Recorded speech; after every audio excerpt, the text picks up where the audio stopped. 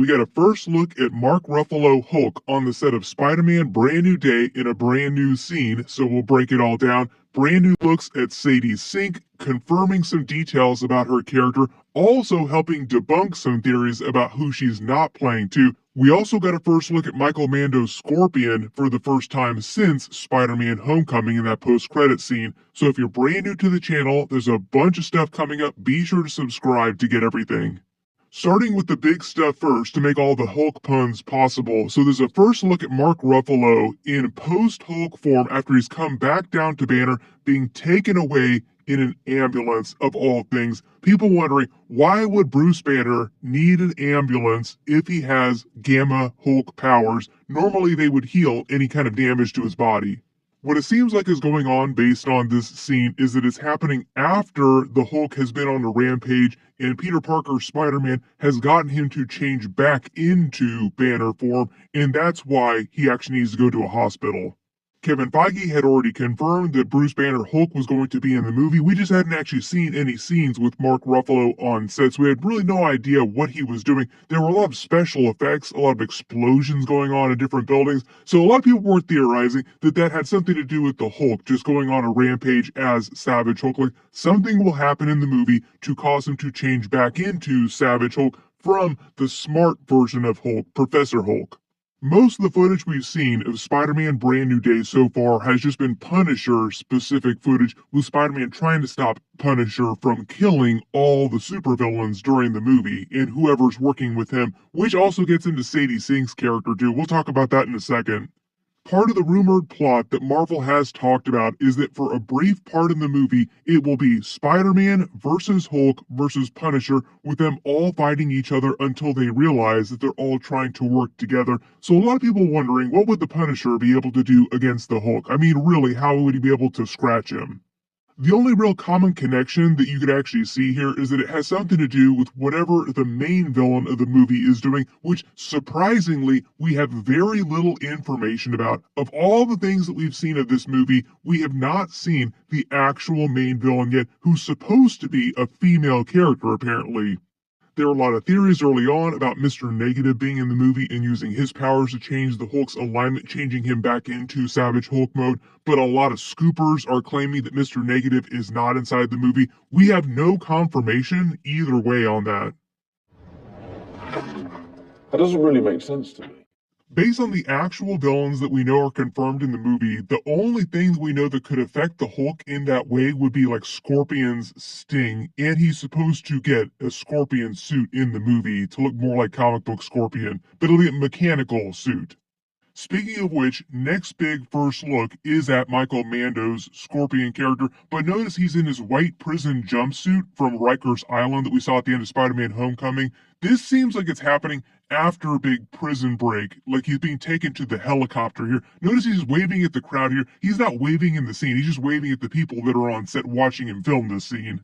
What it seems like is going on here is that the main villain of the movie probably has something to do with him escaping from prison, and they're just aiding in that further. This is an early scene with his character just getting out of prison. It might be connected to this other new scene that we also got a bunch of footage of Spider-Man trying to stop the tank that he was stopping in earlier scenes that we saw, which crashes into Rikers Island prison, creating this giant hole that seems like a bunch of supervillains escape in. Not totally clear what precipitates this, if the Punisher is driving the tank, because supposedly the Punisher is inside the tank when it's inside the city and Spider-Man is trying to stop him from killing a bunch of villains. That scene that we saw in the earlier trailer that Marvel released might be from a completely different part of the movie. But it seems like at some point he tries to stop this tank, it crashes into Rikers Island, creates this escape opportunity, and a bunch of supervillains get out. It is also totally possible that the main villain of the movie has something to do with causing this to happen.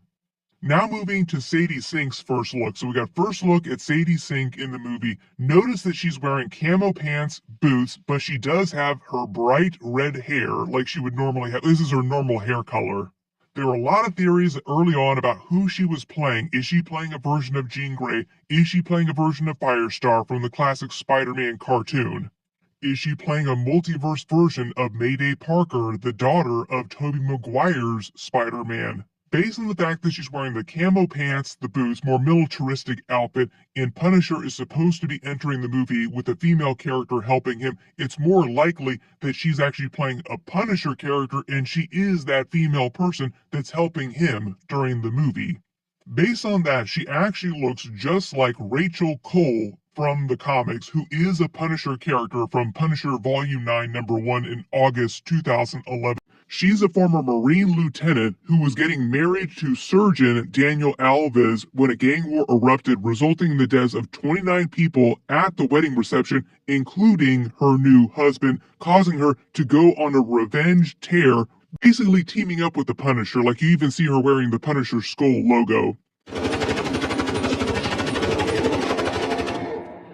Notice in all the Sadie Sink photos, she's also wearing a black shirt. I don't think that she has the Punisher logo on, but you have to imagine that she might be the Rachel Alves character, and they're just changing her backstory for the MCU, and she will also be on a revenge tear, and that's why she's teamed up with the Punisher. Early theories, somebody in the movie close to her died as a result of these villains that the Punisher is trying to chase down and kill, and Spider-Man is trying to stop them from killing all the villains. Based on all the evidence we have so far, she might just wind up being a darker parallel for Spider-Man's emotional arc in the movie. Somebody who did give in to the Punisher's belief systems going hardcore, driven by her tragic backstory, as opposed to Spider-Man who's struggling not to go dark and start killing villains, because a big part of the movie is that Spider-Man is slowly being driven darker by Punisher's influence. That's the big challenge in the movie, is that he's trying to stick to his beliefs that you should not kill your villains. They also might use this to call back to some of the Aunt May arc from Spider-Man No Way Home. The idea that if he had killed Green Goblin, he might not have been able to kill Aunt May. Basically, the idea that Spider-Man is slowly going darker and darker through this new trilogy of Spider-Man movies, Spider-Man 4, 5, and 6. The whole idea of a symbiote saga is that Spider-Man goes very, very dark, too dark, until he rejects the symbiote. We have not seen any evidence that he's actually going to be wearing the symbiote during this movie, though. I'm kind of hoping that they hold off on that until Avengers Secret Wars. Then they just save an actual symbiote arc for Spider-Man 5 and 6 after Secret Wars at some point, just so they can save some of the symbiote Easter eggs for the way he got it during the original 1980s Secret Wars, the alien costume, when it was known in those comics. Everybody let me know in the comments though, just based on Sadie Sink's appearance here, the fact that she seems like a more militaristic character, more ground level character, do you think she's actually playing this Punisher adjacent character Rachel Cole, or somebody similar to that with a similar type of backstory? This would definitely mean that she's not going to be like a much bigger X-Men character. Like, a lot of people were theorizing maybe Jean Grey, who's like one of the biggest X-Men characters because of the whole Phoenix arc.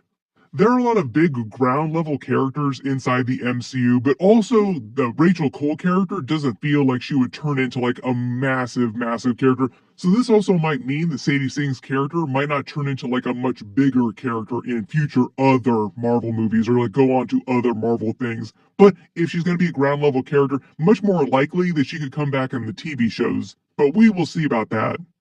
What it seems like is happening with the Hulk in the movie, though, is that they're actually just setting him up for Avengers Doomsday and Avengers Secret Wars, and they want him back in Savage Hulk mode during those movies for some reason. It'll have something to do with the events of Spider-Man Brand New Day and whatever this villain is doing.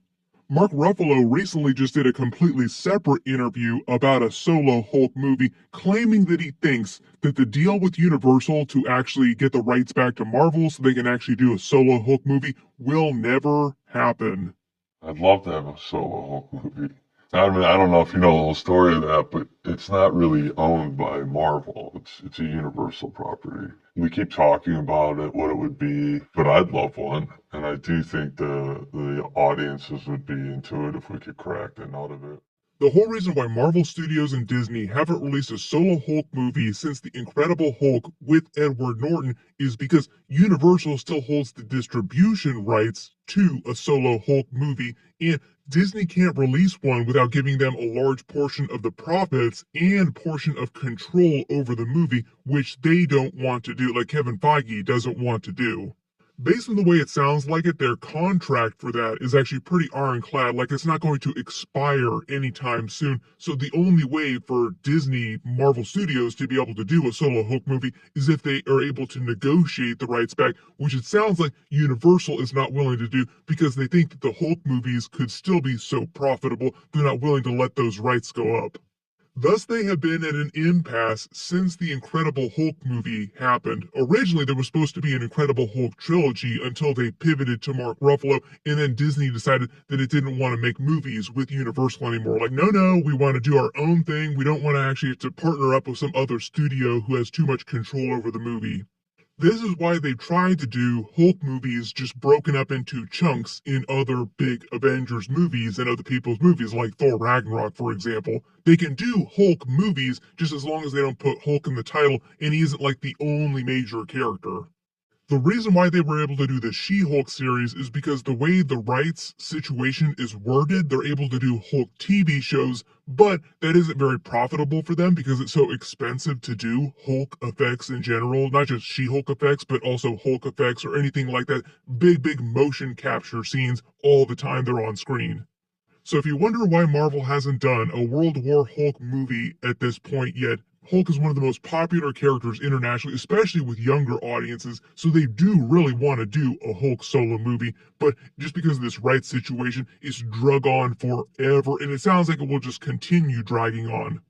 Post all your reactions in the comments below and your theories about the characters. I will do more Hulk related videos if we get more information about them getting rights back or anything like that, but don't hold your breath on that. Like it's probably going to be a couple years before we actually hear any development on that front. Probably the only thing that Disney could do is just write a really big check to Universal to get it back, and apparently the checks they've been trying to write to them have not been big enough yet. There's also been a lot of rumors that we might get some official Spider-Man Brand New Day footage at the end of the year with some of the big movies that are coming out, so we will see if that winds up happening. We literally just had New York Comic Con this past weekend. I did a whole bunch of trailer videos. Click here for my brand new Vision Quest trailer video. Click here for my X-Men 97 Season 2 trailer. I'll also include more in the description below. There's a whole bunch of footage. Thank you so much for watching, and I will see you guys in the next one.